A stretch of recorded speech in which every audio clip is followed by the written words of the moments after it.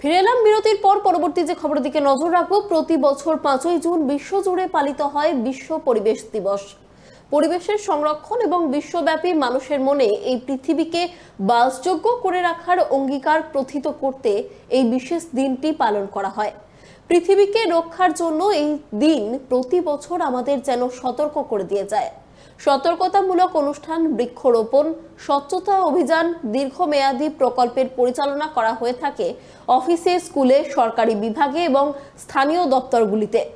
এই বছর অর্থাৎ 2025 সালের বিশ্ব পরিবেশ দিবসের উপজীব্য থিম রয়েছে প্লাস্টিক দূষণ বন্ধ করো। ইউএনইপির অধীনে বিশ্বব্যাপী প্রচারের অংশ এই থিম, যেখানে স্লোগান তোলা হচ্ছে প্লাস্টিক দূষণ রোধ করো। বিশ্ব পরিবেশ দিবস উপলক্ষে এক অনুষ্ঠান আয়োজন করা হয় বডিগার্ড লাইনে। এই অনুষ্ঠানে উপস্থিত ছিলেন কলকাতা পুলিশ কমিশনার মনোজ ভার্মা এবং অন্যান্য উচ্চপদস্থ পুলিশ কর্তারা।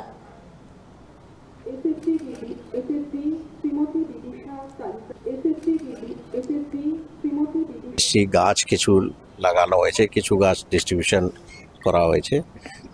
আমাদের চেষ্টা সবসময় থাকে যাতে এনভায়রনমেন্ট ক্লিন যাতে থাকে। তো আমার রিকোয়েস্ট এটাই থাকবে যে প্রত্যেক মানুষকে সারা জীবনে একজন মানুষ যদি 10টা গাছ লাগিয়ে বাঁচাতে পারে, তো এর থেকে ভালো পজিটিভ কন্ট্রিবিউশন কিছু হবে না। এটা সবারই জন্য অনেকটাই ভালো।